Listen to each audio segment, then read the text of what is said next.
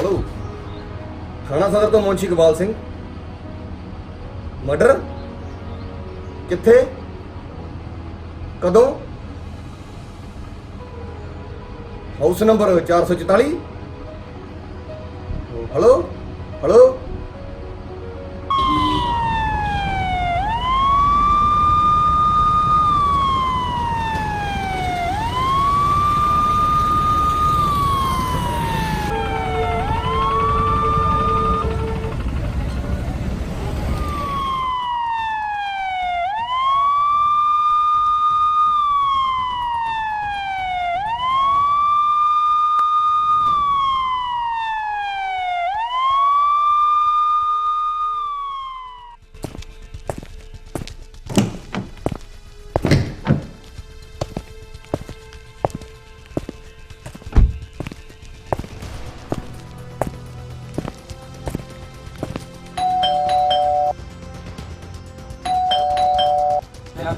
जी जनाब।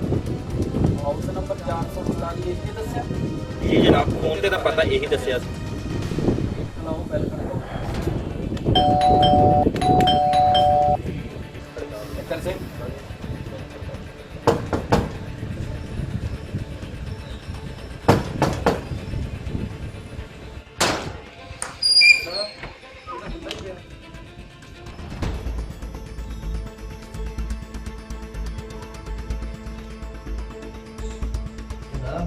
लगता अंदर पार्टी चल रही है, म्यूजिक बज रहा। मुख्तार सिंह जी जनाब। दरवाजा जो नहीं खड़काओ। जी जनाब।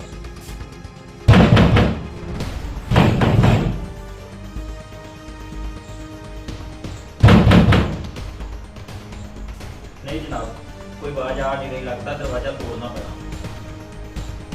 दरवाजा तोड़ दो।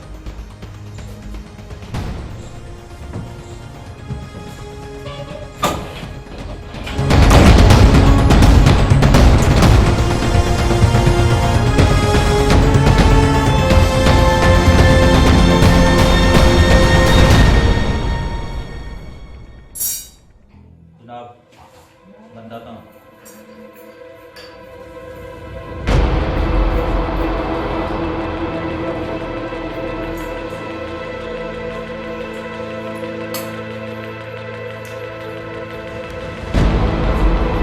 घर की तलाशी लो, देखो घर में कोई और है। जी जी जनाब। जनाब।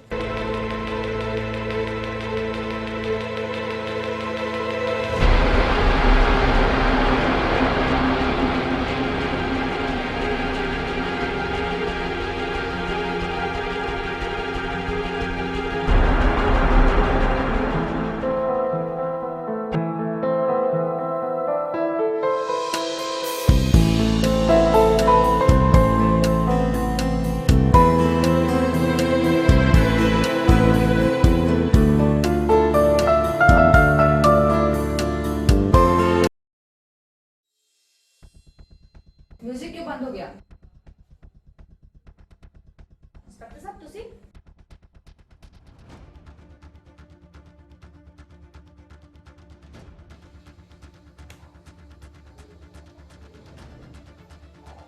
ਤੁਸੀਂ ਸ਼ਰਾਬ ਪੀ ਰੱਖੀ ਹੈ? ਤੁਹਾਨੂੰ ਪਤਾ ਤੁਹਾਡੇ ਘਰ ਵਿੱਚ ਇੱਕ ਲਾਸ਼ ਪਈ ਹੈ? लाश? किस दी लाश? ਆਓ ਚਲੋ ਮੈਂ ਦਿਖਾਣਾ ਤੁਹਾਨੂੰ।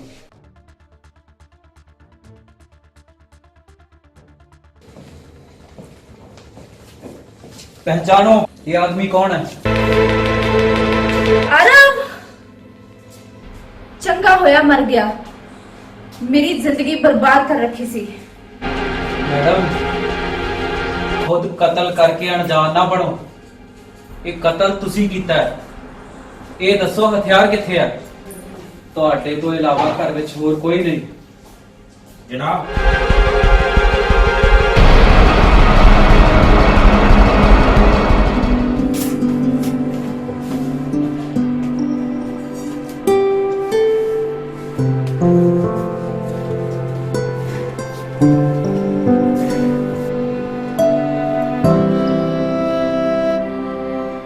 ਤੁਹਾਡੀ ਤਾਰੀਫ। सर मेरे बड़े ब्रदर ने दिमागी तौर पे परेशान है। मुख्तार सिंह जी जनाब। डॉक्टर को चेकअप कराओ इन्हां दा भी। ਮੈਡਮ ਤੁਸੀਂ ਬਿਆਨ ਦੇਣ ਦੀ ਹਾਲਤ 'ਚ ਨਹੀਂ ਹੋ, ਸਵੇਰੇ ਪੁਲਿਸ ਸਟੇਸ਼ਨ ਆ ਜਾਣਾ। Okay sir. ਤੇ ਜਨਾਬ ਲਾਸ਼ ਲਾਸ਼ ਨੂੰ ਪੋਸਟਮਾਰਟਮ ਲਈ ਭੇਜ ਦਿਓ। ਜੀ ਸਰ।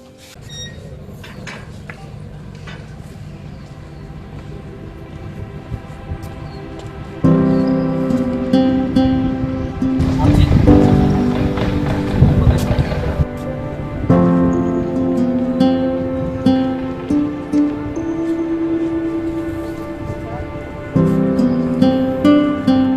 हाँ भाई, इस घर च किसी आते जाते देखा? अरे साहब, ये खुदा की तरासी हुई जन्नत है, सभी तो यहाँ तो सभी काम है। जिन्ना पुछया जाता ना उन्नी गल का जवाब दे। क्या जवाब दूं साहब? मैं जिसे देखता हूँ वो आती है, आती है, आती है।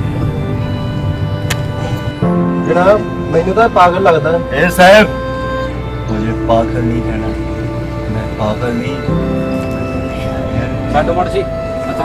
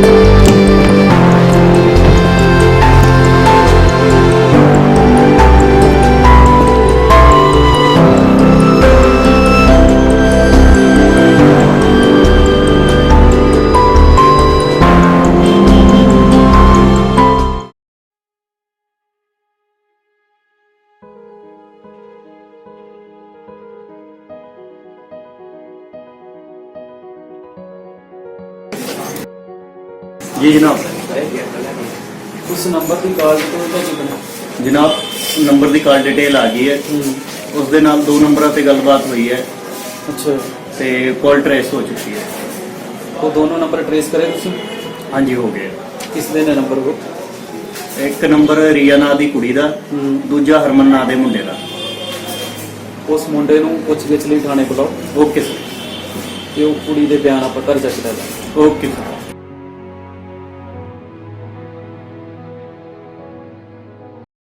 ਤੁਸੀਂ ਨਿਸ਼ਾ ਨੂੰ ਜਾਣਦੇ ਹੋ? ਹਾਂਜੀ ਉਹ ਮੇਰੇ ਦੋਸਤ ਹੈ। ਕਦੋਂ ਤੋਂ? ਅਸੀਂ ਕਾਲਜ ਟਾਈਮ ਤੋਂ ਫਰੈਂਡਸ ਹਾਂ। ਹਮ। ਅਸੀਂ ਹੁਣ ਵੀ ਮਿਲਦੇ ਰਹਿੰਦੇ ਹਾਂ, ਅਕਸਰ ਵੱਡੀ ਗੱਲਬਾਤ ਹੁੰਦੀ ਹੈ। ਫਿਰ ਤੁਸੀਂ ਇਹ ਵੀ ਜਾਣਦੇ ਹੋਵੋਗੇ ਕਿ ਉਹਨਾਂ ਦੇ ਪਤੀ ਪਤਨੀ ਦੇ ਆਪਸ 'ਚ ਉਹਨਾਂ ਦੀ ਅੰਡਰਸਟੈਂਡਿੰਗ ਕਿੱਦਾਂ ਦੀ ਸੀ? ਅਕਸਰ ਸਰ ਉਹ ਮੈਨੂੰ ਦੱਸਦੀ ਹੁੰਦੀ ਸੀ ਕਿ ਉਹਦਾ ਪਤੀ ਉਹਦੇ ਨਾਲ ਚੰਗਾ ਵਿਵਹਾਰ ਨਹੀਂ ਕਰਦਾ। ਮਤਲਬ ਉਹਨਾਂ ਦਾ ਆਪਸ 'ਚ ਲੜਾਈ ਝਗੜਾ ਕਿਸੇ ਗੱਲ ਨੂੰ ਲੈ ਕੇ ਰਹਿੰਦਾ ਸੀ? ਸਰ ਇਸ ਬਾਰੇ ਮੈਂ ਕੁਝ ਕਹਿ ਨਹੀਂ ਸਕਦੀ ਕਿਉਂਕਿ ਮੈਂ ਉਹਨਾਂ ਨੂੰ ਆਪਣੇ ਅੱਖੋਂ ਨਹੀਂ ਦੇਖਿਆ ਲੜਦੇ ਝਗੜਦੇ। ਚਲੋ ਠੀਕ ਹੈ ਮੈਡਮ, ਹਾਂਜੀ ਥੈਂਕ ਯੂ।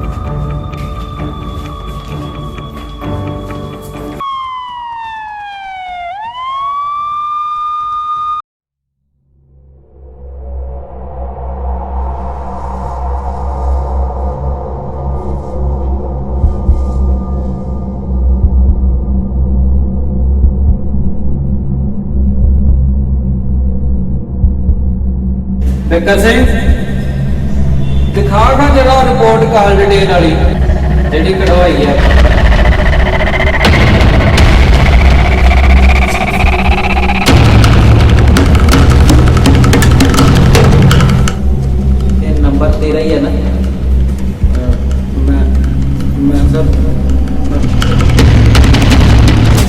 ਲਈ ਹੋਵੇ। ਦੇਖ ਕਾਕਾ, ਸਿੱਧੀ ਤਰ੍ਹਾਂ ਸੱਚ ਸੱਚ ਦੱਸ ਦੇ। ਤਰੀਕੇ ਮੈਨੂੰ ਹੋਰ ਵੀ ਬਹੁਤ ਆਉਂਦੇ ਨੇ। ਉਹ ਸਰ ਮੇਰੀ ਭੈਣ ਦੀ ਸਹੇਲੀ ਆ, ਮੇਰੇ ਫੋਨ ਤੋਂ ਕਈ ਵਾਰ ਗੱਲ ਕਰ ਲੈਂਦੀ ਆ। ਜਾਣਦਾ ਮੈਂ ਕੀਤੀ ਸਹੇਲੀ ਆ, ਉਹ ਤਾਸ਼ਕੀ ਵਾਲੇ ਭੂਤ ਮੈਂ ਬਹੁਤ ਕੱਢੇ ਆ। ਜਨਾਬ ਇਹਨੇ ਇਦਾਂ ਨਹੀਂ ਮੰਨਣਾ। ਮੰਨੂਗਾ ਕਿਵੇਂ ਨਹੀਂ, ਇਹਦਾ ਤਾਂ ਪਿਓ ਵੀ ਮੰਨੂ।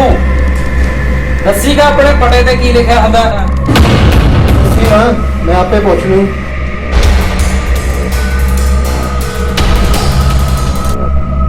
ਮੈਂ ਸੱਚ ਦੱਸਦਾ, ਮੈਂ ਕੁਝ ਨਹੀਂ ਜਾਣਦਾ। ਦੇਖ ਛੋਟਿਆ, ਪਟਾ ਗੂੰਗੇ ਬੋਲਣ ਲਾ ਦਿੰਦਾ ਤੇ ਸੱਚ ਤੈਨੂੰ ਦੱਸਣਾ ਪੈਣਾ, ਸਮਝਿਆ?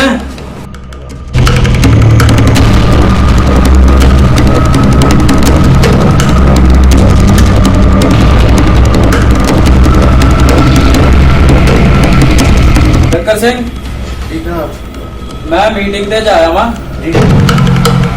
ਅਸ਼ਕ ਦੀ ਚੰਗੀ ਖਾਤਰ ਸੇਵਾ ਕਰੋ। ਕੱਢੋ ਸਾਲੇ ਦਾ ਭੂਤ ਤੇ ਉਹ ਕਾਰ ਚ ਲੱਤਾਂ। ਤੁਸੀਂ ਫਿਕਰ ਨਾ ਕਰੋ ਜਨਾਬ, ਇਹਦਾ ਤੋਤੇ ਵਾਂਗੂ ਬੋਲੂ।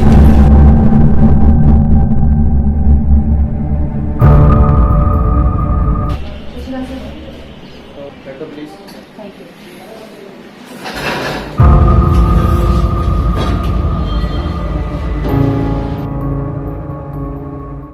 ਦੇਖੋ ਮੈਡਮ, ਸੱਚ ਸੱਚ ਦੱਸਣਾ, ਘਰ ਦੇ ਵਿੱਚ ਤੁਹਾਡੇ ਤੇ ਤੁਹਾਡੇ ਭਰਾ ਤੋਂ ਬਗੈਰ ਤੀਸਰਾ ਇਨਸਾਨ ਹੋਰ ਕੋਈ ਨਹੀਂ। ਕਤਲ ਤੁਸੀਂ ਕਰਿਆ। ਮੈਨੂੰ ਇਹ ਦੱਸੋ ਹਥਿਆਰ ਕੌਣ? कतल ते मैं क्यों करूंगी कतल? मैं अपने कमरे से, मैनू नहीं पता कतल किसने किया। ਤੁਹਾਡੇ ਕਹਿਣ ਦਾ ਮਤਲਬ ਹੈ ਵੀ ਘਰ ਦੇ ਵਿੱਚ ਕੋਈ ਆਇਆ, ਕਤਲ ਕਰਕੇ ਚੁੱਪਚਾਪ ਚਲਾ ਗਿਆ, ਤੁਹਾਨੂੰ ਕੁਝ ਵੀ ਨਹੀਂ ਪਤਾ? सर मैं कुछ नहीं किया, मैं कतल क्यों करूंगी? ਪ੍ਰਾਪਰਟੀ ਲਈ, ਜਾਇਦਾਦ ਲਈ। प्रॉपर्टी पहले ही मेरे ना आ, ओदे ना कुछ भी नहीं सी। सर वो तो बहुत किया, पर वो फिर भी मेरा नहीं बनया।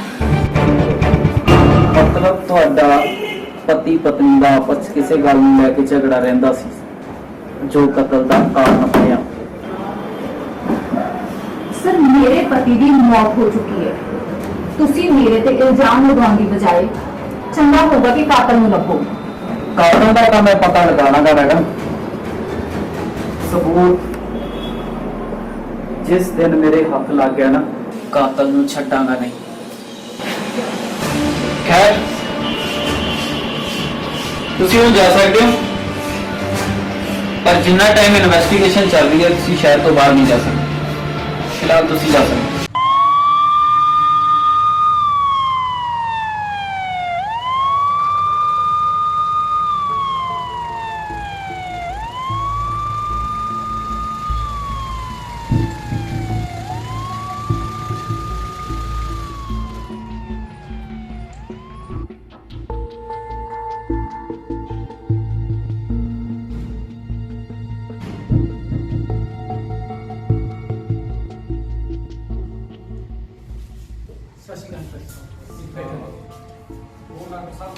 ਵਧੀਆ ਜੀ, ਤੁਸੀਂ ਦੱਸੋ ਕੀ ਹਾਲ ਚਾਲ ਹੈ?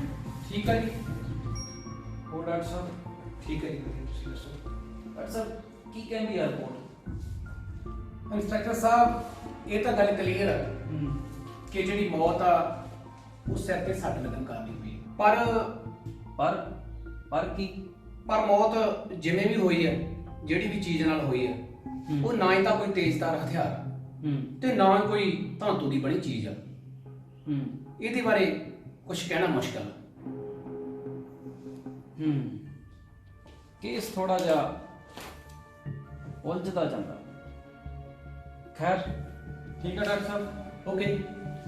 ਤੁਹਾਡੀ ਦੁਬਾਰਾ ਕਿਤੇ ਓਕੇ ਕਹਿ ਨਹੀਂ ਤਾਂ ਮੈਂ ਤੁਹਾਨੂੰ ਦੁਬਾਰਾ ਕੰਟੈਕਟ ਕਰਾਂਗਾ। ਵੈਲਕਮ।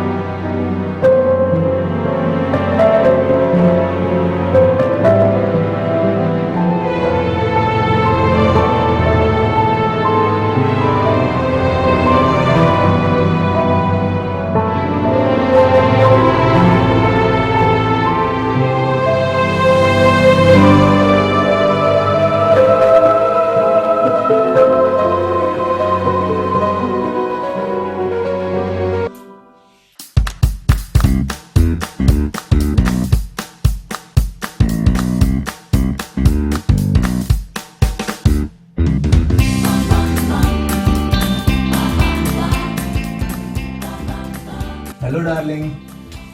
ਅੱਜ ਬੜਾ ਪਿਆਰ ਆ ਰਿਹਾ। ਅੱਜ ਚੰਨ ਕਿਧਰੋਂ ਚੜਿਆ? प्यार तेरे ते ही आऊगा, तू मेरी घर वाली है।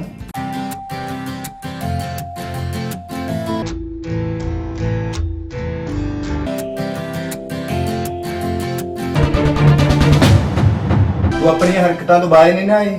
ਤੂੰ ਅੱਜ ਫੇਰ ਹਰਮਨ ਨੂੰ ਮਿਲੀ ਸੀ। ਕੌਣ ਕਹਿ ਰਿਹਾ ਮੈਂ ਅੱਜ ਹਰਮਨ ਨੂੰ ਮਿਲੀ ਸੀ? ਆਰਵ, ਤੁਹਾਡਾ ਇਹ ਸ਼ੱਕ ਕਿਸੇ ਦਿਨ ਸਾਡੀ ਦੋਹਾਂ ਦੀ ਜ਼ਿੰਦਗੀ ਬਰਬਾਦ ਕਰਕੇ ਰੱਖ ਦੂਗਾ।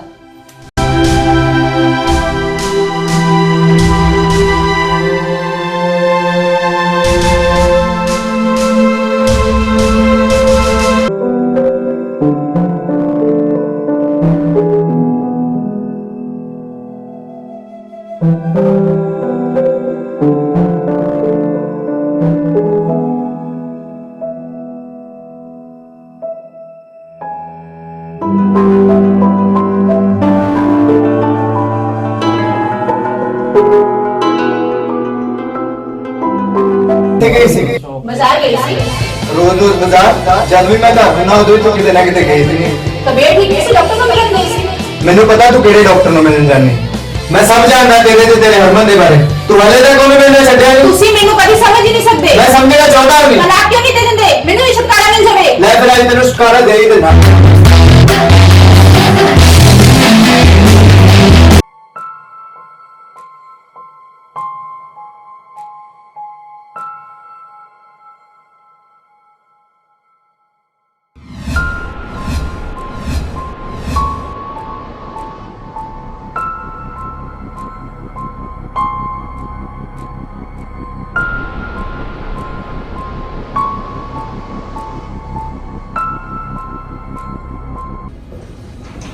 ਹੋਰ ਡਾਕਟਰ ਸਾਹਿਬ ਠੀਕ ਹੈ ਜੀ, ਤੁਸੀਂ ਦੱਸੋ। ਬਸ ਠੀਕ ਹੈ। ਕੀ ਬਣਿਆ ਮੈਡੀਕਲ ਚੈੱਕਅਪ? ਉਹਨਾਂ ਦਾ ਮੈਡੀਕਲ ਚੈੱਕਅਪ ਹੋ ਗਿਆ ਜੀ। ਉਹ ਮੈਂਟਲੀ ਡਿਸਆਰਡਰ ਹੈ ਇਸ ਟਾਈਮ। ਅੱਛਾ ਜੀ ਮਤਲਬ ਕਿ ਵਾਕਈ ਮੈਂਟਲੀ ਜੀ ਬਿਲਕੁਲ ਬਿਲਕੁਲ 100%। ਨਹੀਂ ਜਸਟ ਨਾਓ ਉਹਨਾਂ ਨੂੰ ਇੰਜੈਕਸ਼ਨ ਦਿੱਤਾ। ਤੁਸੀਂ 2 ਘੰਟੇ ਬਾਅਦ ਉਹਨਾਂ ਨੂੰ ਮਿਲ ਸਕਦੇ ਹੋ। ਠੀਕ ਹੈ ਬਸ।